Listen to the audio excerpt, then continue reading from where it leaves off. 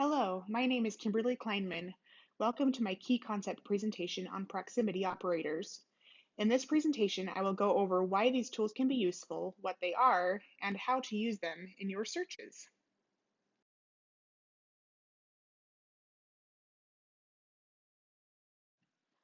Have you ever run a search which you thought was well constructed, only to discover that your search was retrieving items completely unrelated to your topic?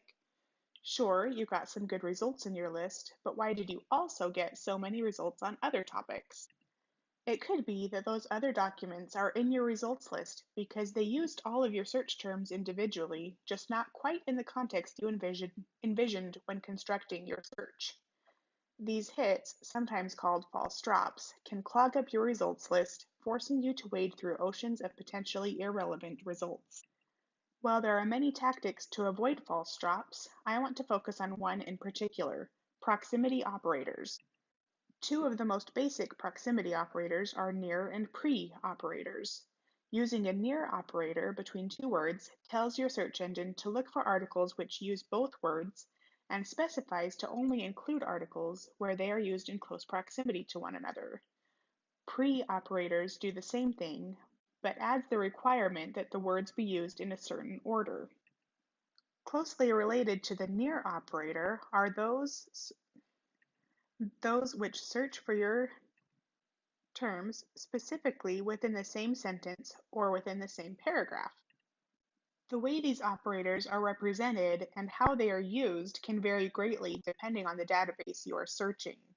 Be sure to check the database's help documentation to discover which proximity operators are allowed and how to notate them for that database specifically in your search.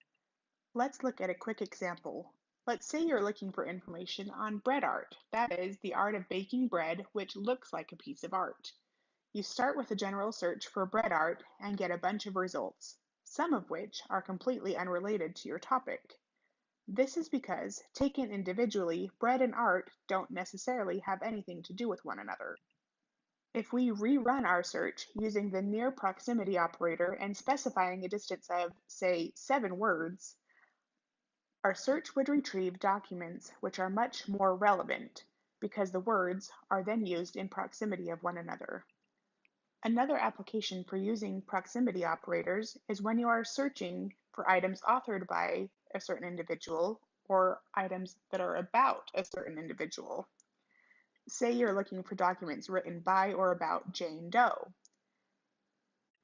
If you search for her name using a proximity operator, your search can allow for variations such as Doe, Jane, or the inclusion of a middle name, such as if her name was Jane Mary Doe and the document used her full name. While the uses of proximity operators are vast and varied, I chose to focus on just the basic concepts for this presentation. I encourage you to try using proximity operators on your next search. You may be surprised at how much of a difference they can make in focusing and narrowing your results. Thank you.